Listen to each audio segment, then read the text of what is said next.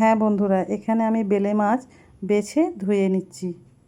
মাছগুলো পরিষ্কার করে বেছে আমি ধুয়ে নিচ্ছি, একের পর এক সব মাছ আমি ধুয়ে নিচ্ছি।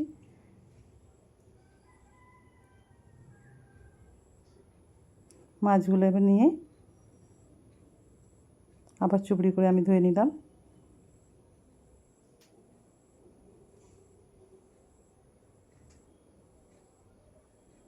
মাছেতে আমি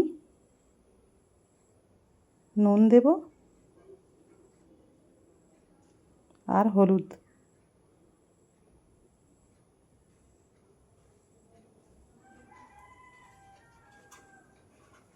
আর সামান্য লঙ্কার গুঁড়ো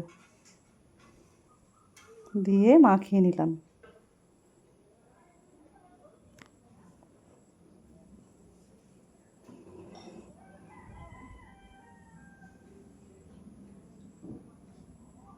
কড়াইতে তেল দিয়ে দিলাম।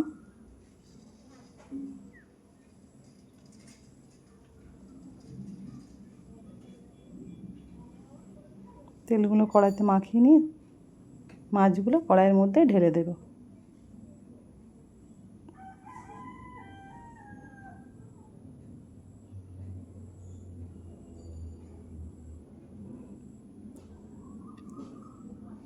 নাড়াচাড়া করে হালকা ভেজে নেব মাছগুলো।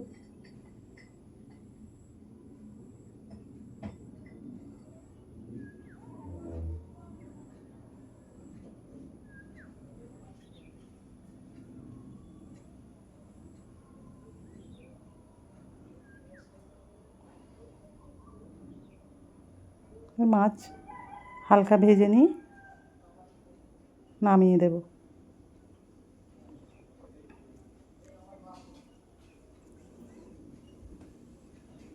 এবারে আমি হাঁড়ি নিলাম, এর মধ্যে দেব তেল,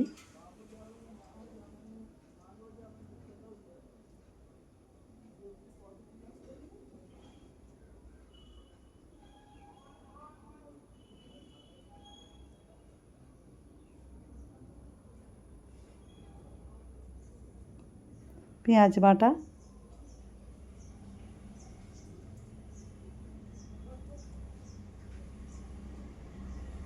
রসুন বাটা,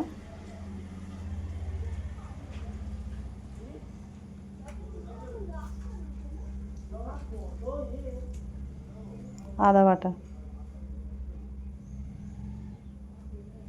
অনেকে কিন্তু মাছে আদা বাটা দেয় না, কিন্তু মাছের গন্ধ যাবার জন্য আমি আদা বাটা দিচ্ছি। টমেটো দেব,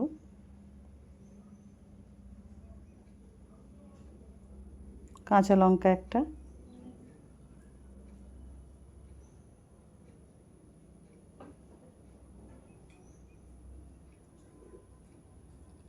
দিয়ে এটাকে আমি ভেজে নেব। পেঁয়াজটা লাল বাদামি রঙের মতো হয়ে যাবে।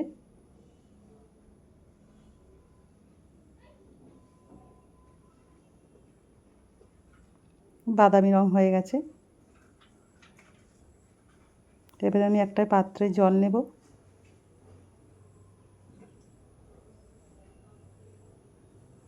জলের মধ্যে নুন দেব,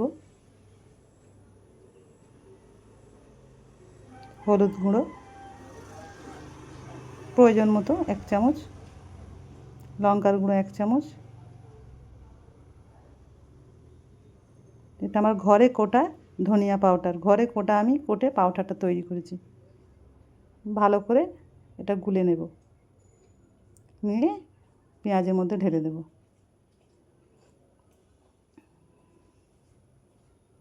এটা কষিয়ে নেব ভালো করে। গরম মশলা, সানরাইজের শাহি গরম মশলা একটু অল্প করে দিয়ে দেব।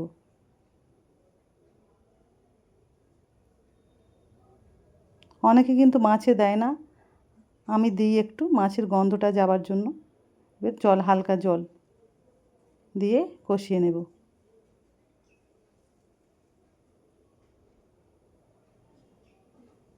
আবার একটু জল দিলাম।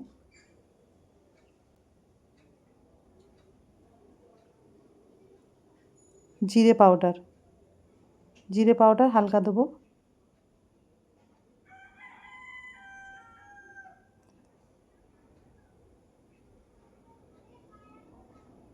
এবারে এর মধ্যে মাছটা আমি নিলাম, মাছটা নিয়ে এবার ঝোলগুলো ওদের সব মাছের মধ্যে ঢেলে দিলাম।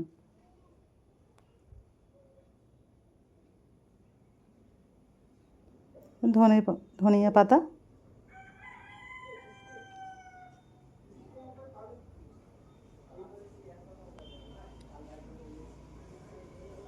দিয়ে কিছুক্ষণ 5 মিনিট ঢাকা দিয়ে রেখে দিব, গ্যাসটা আস্তে রেখে দেব। 5 মিনিট হয়ে গেছে।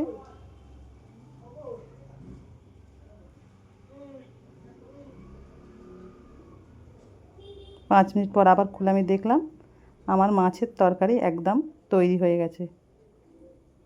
আপনারা বাড়িতে এরকম বানিয়ে দেখতে পারেন।